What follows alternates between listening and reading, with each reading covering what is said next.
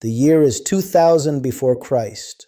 The Siddim Valley. The air is heavy, thick with the scent of blooming orchards and the faint, ever-present metallic tang of bitumen seeping from the earth. We know the ending of this story. We know the fire and the brimstone, the ash that rained down until the sky itself seemed to collapse under the weight of divine judgment. But the shadows of the past hold the brightest truths, and what the pulpit does not tell you, the silence reveals. For 50 years as a parish priest, and a decade before that carrying the cross into military camps, I have listened to the darkest corners of the human heart in the confessional. I have heard the slow, quiet steps a soul takes before it completely surrenders to the dark. The destruction of Gomorrah and its sister city, Sodom, was not a sudden burst of divine temper. It was the terrifying conclusion of a slow, deliberate rot. We are running out of time to hear the truth, to understand what actually happens to a society before the sky catches fire. Let me look into the eyes of history with you. To understand the ashes, we must first understand the staggering wealth that preceded them. The ancient archives, the archaeological remnants of the early Bronze Age at sites like Babed Dra and Numera, tell a story that our Sunday school lessons often skip over entirely. The Jordan Plain was not a barren desert back then. The book of Genesis tells us it was well watered everywhere, like the garden of the Lord, like the land of Egypt. Gomorrah was a jewel of commerce, a booming hub sitting on prime trade routes. Kings and merchants brought caravans through its heavy wooden gates, trading grain, spices, and the valuable asphalt harvested from the Dead Sea, used for waterproofing and construction. But with this immense unearned wealth came an arrogant, predatory self-sufficiency. This was a culture that had elevated human pride to a civic religion. They did not just tolerate cruelty, they institutionalized it as a measure of their superiority. The archives of human history show us time and again that when a society achieves material comfort without any spiritual anchor, it inevitably begins to consume its own humanity. The people of Gomorrah were not just pagans. They were apex predators in a valley of extreme prosperity. And right in the center of this thriving, rotting metropolis, we find a man named Lot. We are told in the New Testament that he was a righteous man, a nephew of the great patriarch Abraham. But righteousness is a fragile, easily fractured thing when it is constantly surrounded by gold and the applause of a corrupt culture. I have counseled men in their final hours who wept over the slow fade of their convictions, men who never intended to lose their souls but simply compromised 1 inch at a time for the sake of comfort or status. Lot did not wake up one morning and decide to move his family into the most wicked city on the face of the earth. The text of Genesis chapter 13 tells us he first looked at the valley and saw its economic potential. Then he moved his tents near the city, testing the waters. Years later, we find him sitting in the gateway of the city. In the ancient Near East, the city gate was the seat of power, the place of judges, magistrates, and civic leaders. Lot had not just moved into the cursed city, he had become a part of its administration. He traded the holy, difficult pilgrimage of his uncle Abraham for the comfort of a corrupt system, agonizing internally over the evil he saw every day, yet utterly paralyzed by the prestige and the wealth he had acquired. The twilight over Gomorrah was a sensory overload of wealth and decay.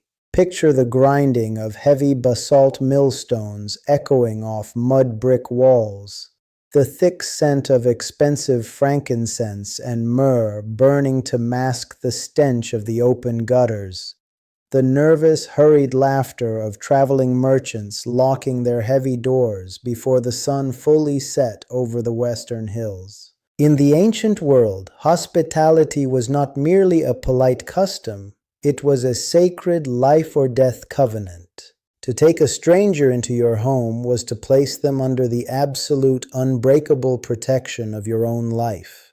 But the culture of Gomorrah had deliberately and violently inverted this sacred duty. The stranger was no longer a guest to be protected, but prey to be consumed. The civic rituals of the city had devolved into brutal displays of dominance.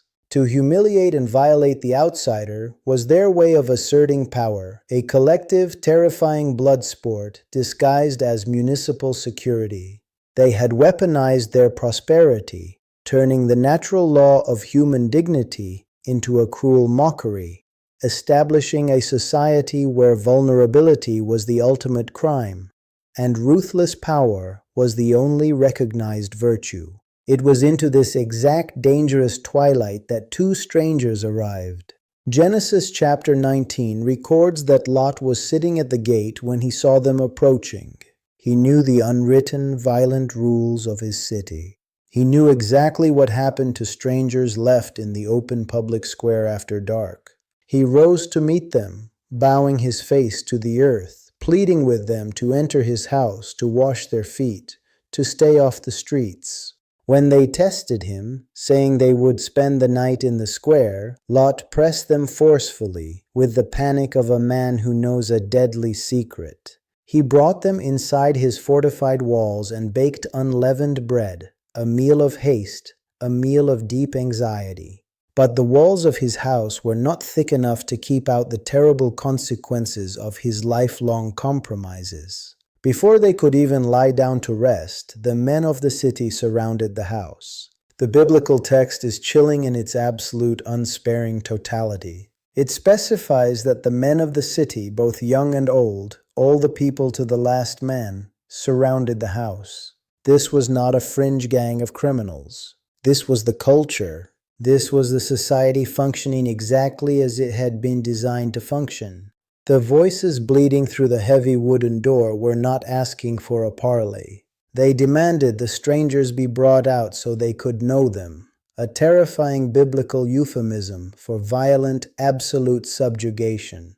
Lot stepped out, shutting the door behind him, trying to reason with an entire society that had long ago murdered its own conscience. And here, in the shadows of the night, we see the horrific depth of Lot's moral collapse. In a desperate, sickening attempt to uphold the ancient law of hospitality for his guests, he offered the mob his own 2 virgin daughters. It is a moment so dark, so violently jarring that many modern pulpits simply skip over it.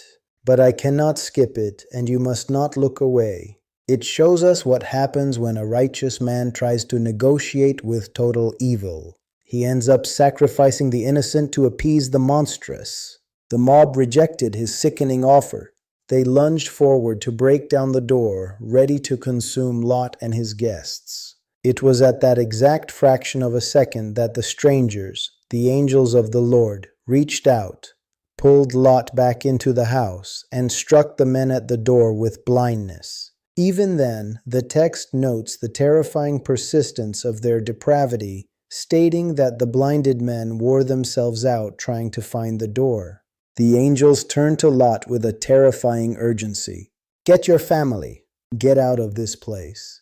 The outcry against this city has become great before the Lord. The prophets of the Old Testament looked back at this night not just as a historical event, but as the ultimate terrifying diagnostic test for the human soul. I have spent decades in the quiet archives of the church, tracing the threads of revelation, and I feel a profound duty to tell you that the prophets saw something deeper in Gomorrah than what we usually assume. In the book of Ezekiel, chapter 16, verse 49, the prophet delivers a stunning indictment to the people of Jerusalem. He writes, "Behold, this was the guilt of your sister Sodom. She and her daughters had pride, excess of food, and prosperous ease, but did not aid the poor and needy." The prophet Isaiah, in chapter 1, verse 9, warns that without the grace of God leaving a small remnant, the entire nation would have become like Gomorrah, a wasteland of moral failure. The prophet Jeremiah, in chapter 23, verse 14, equates the spiritual adultery and stubborn lies of the false prophets with the irreversible rot of Gomorrah. Every prophet who looked back at the ashes of the Siddim Valley understood that the sexual violence of that final night was merely the boiling over of a society that had systematically eradicated mercy, worshipped its own reflection, and completely abandoned the vulnerable. When we look at this event through the rigorous, unyielding lens of Christian theology, we are forced to confront the terrifying reality of divine justice. We often talk about the love of God, the grace of God, and the mercy of God, and those are the very foundation of our hope. But the destruction of Gomorrah reveals a truth that makes the modern mind deeply uncomfortable. It reveals the theology of abandonment. In his letter to the Romans, chapter 1, the Apostle Paul describes the wrath of God not merely as lightning bolts from the sky, but as God actively giving a society over to its own degrading passions. God simply removes his restraining hand and allows humanity to have exactly what it demands. The fire that fell on Gomorrah was the physical manifestation of a spiritual reality that had already occurred. They had emptied themselves of all divine light, a dark inversion of the concept of kenosis, where Christ emptied himself out of love. The people of Gomorrah emptied themselves of love to fill themselves with pride. And we must remember the profound intersection of divine patience and justice found in Genesis chapter 18, where Abraham pleaded with the Lord, asking if he would destroy the city if merely 10 righteous people were found in it. The Lord promised to spare it for the sake of 10, but there were not 10. The rot was total. The propitiation for their sins could not be found within their own walls, and so the absolute justice of a holy God had to fall.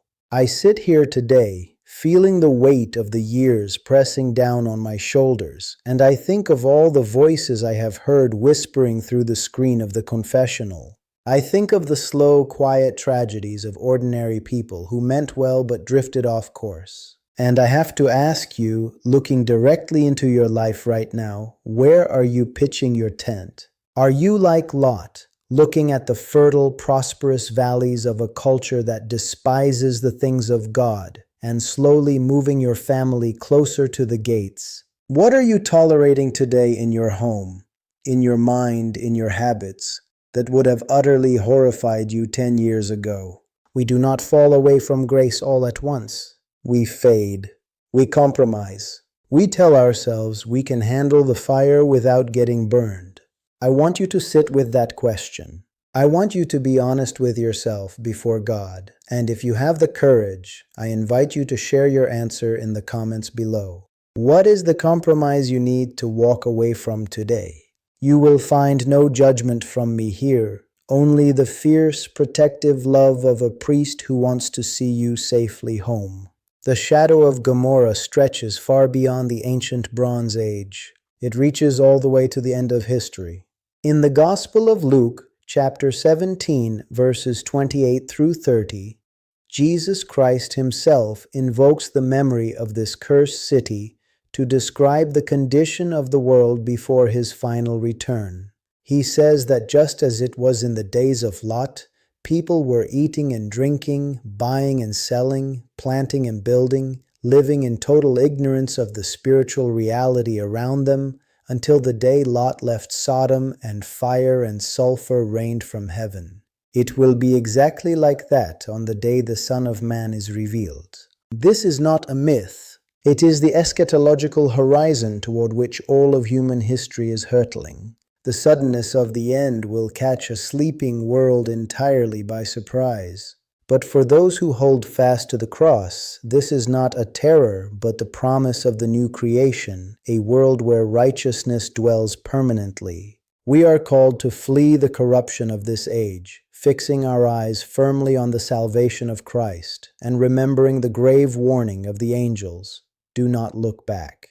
You carry a heavy truth now, a truth drawn from the ashes of a forgotten valley and the unyielding pages of Scripture. Do not let this revelation slip away in the noise of your day. There is someone in your life, a friend, a child, a brother, who is slowly moving their tent closer to the gates of destruction, and they desperately need to hear this warning. Share this confession with them today. And if you have the courage to continue walking through the hidden corridors of history with me, subscribe to this channel. My time to speak these things is growing short, and the shadows of the past hold the brightest truths. We are running out of time to hear the truth, and I will be here, waiting to look into the eyes of history with you once more.